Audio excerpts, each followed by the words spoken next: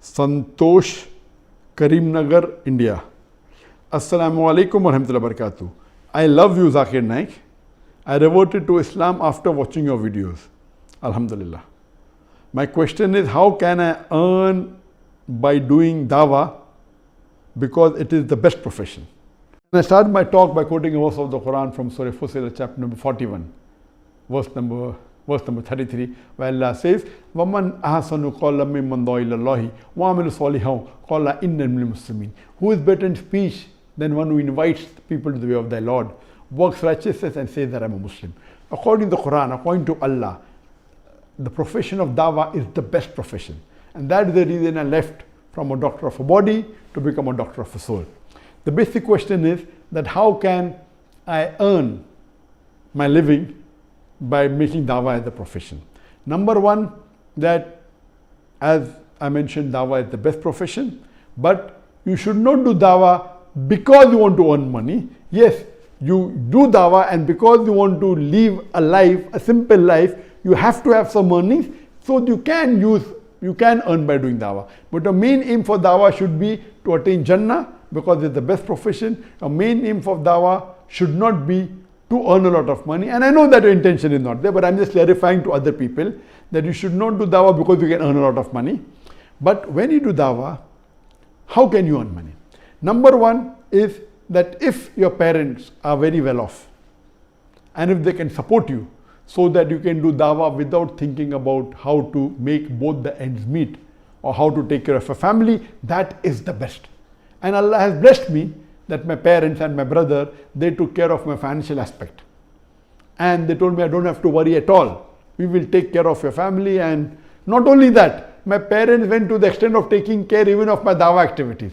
For the first few years of my Dawah activities, it was 95% financed by my parents. So I didn't have to waste time also collecting funds. When the activities grew, mashallah, support of the family increased, but outside support from other people also increased more. And mashallah, we became the largest private Dawah organization. So number one would be that if your parents are well off and if they can support, there's nothing like it. Number two, that if Allah has given you the knack of doing business, and if you can do business, spend a small portion of your time in business. And that's what I did. That initially it was mainly family support. Within a few years, I started doing a small business. I took a small loan of 15 lakh rupees from my mother, and within a few months I gave it back, and that money expanded, mashallah. And I started giving my parents a share of my earnings, alhamdulillah. And later on, I got involved in various other businesses. I have to spend on an average a few hours a week, or maybe 1 or 2 days in a month during the holidays, and got involved in business of real estate, business of mobile, and various businesses, you know. And alhamdulillah, Allah blessed me so much that mashallah, I started earning more money than my parents and than my brother. Alhamdulillah. And I used to always give major portion of my earnings in charity. I made Allah my partner in my business. Initially it was 25% when I started, then became 51%, and it kept on increasing. The major portion of my earnings, it's for this Allah. So when Allah is your partner and you make him the partner, so alhamdulillah, where is the question of going in loss? Allah blessed so much that we started, from my earnings, I started helping other da'is. What I want, that the Muslim Ummah, among the rich people, they should have a separate fund for supporting the da'is. And that's what we had. We had a large fund previously, and even now we have a fund supporting du'ats in different parts of the world. And mashallah, we supported du'at from different countries of the world. Depending upon the requirement, we used to take care of the family. If you wanted X amount, we used to give 1.2x or 1.25x to him, so that he doesn't have to take care at all of his financial aspects. Take care of it so that he can concentrate on Dawah. So if there is a fund made by the Muslim NGOs or the Muslim rich businessman, which selectively, and this is very good, why? Because you are getting easy sawab. And I realized when I went to travel and when I met the Arabs, the first they used to ask me, many Arabs used to ask me, that Dr. Zakir, how are you taking care of your living? Not knowing the background that mashallah, my family was very well off and I never took salary. He said, who is taking care of your family? Can we take care of your expenses? And alhamdulillah, so far till this day, Allah has been very kind. I did not have to take help from any of these rich businessmen. Many people offered me $25,000 a month. Some people offered me more. All put together would be hundreds of thousands of dollars I would get per month. But alhamdulillah, Allah has blessed me. When He's making me earn much bigger amount than what they're offering me, why should I take anyone's help?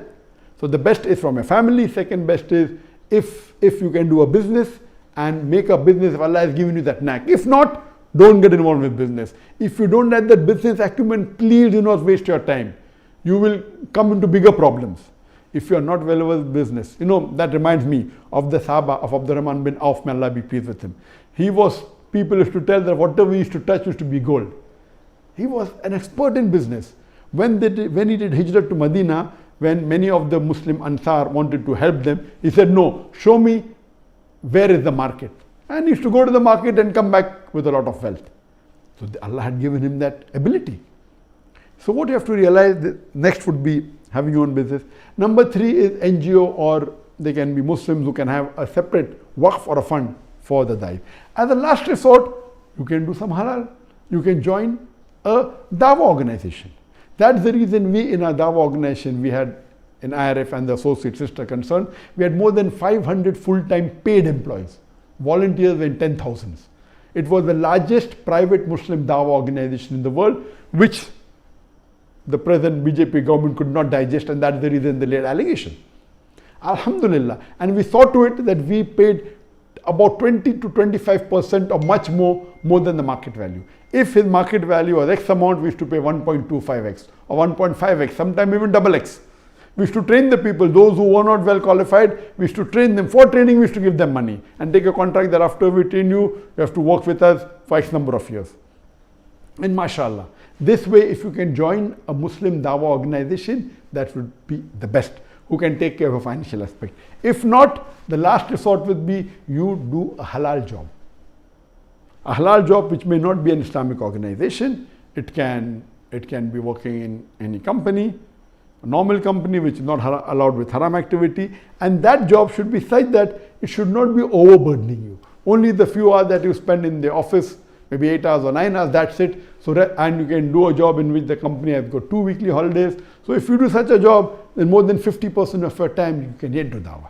You can do Dawah on the 2 days on the weekends. You can do Dawah when you come back from office at home. This is the option. And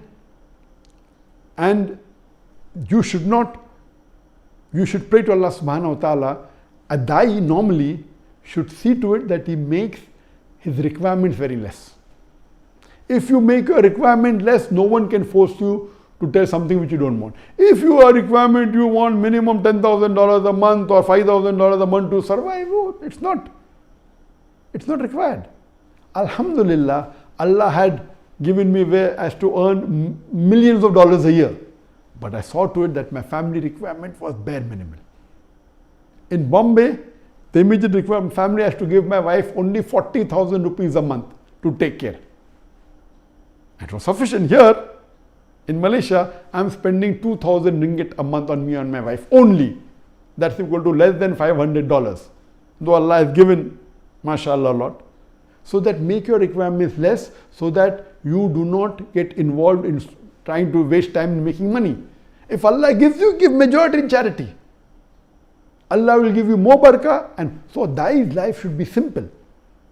With the amount I was earning, I could own a Rolls Royce, alhamdulillah. But I preferred having a small Toyota because that is sufficient. It is enough. My part money used to go in Dawah activities because when I travel, I pay from my own money. I stay outside in the hotel. That was another expense for Dawah expenses. But for the personal expense, see to it that you make it bare minimal. So your life is simple. Many people, when they came to my house in Mohammed, they were shocked. You're living in such a small apartment. I said, I mean, such a big apartment. It is 800 square feet, big apartment in Bombay. 800 square feet is a big apartment. The carpet area, built up area is 1,200. Here also people come to Malaysia, some people are shocked.